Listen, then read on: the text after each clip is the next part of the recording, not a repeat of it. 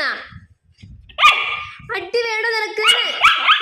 എന്തിനാ നിനക്ക് ഇപ്പൊ ദേഷ്യം? എന്താണ്? അടി വേണ്ടേ? അടി വേണോ നിനക്ക്? എന്താടാ?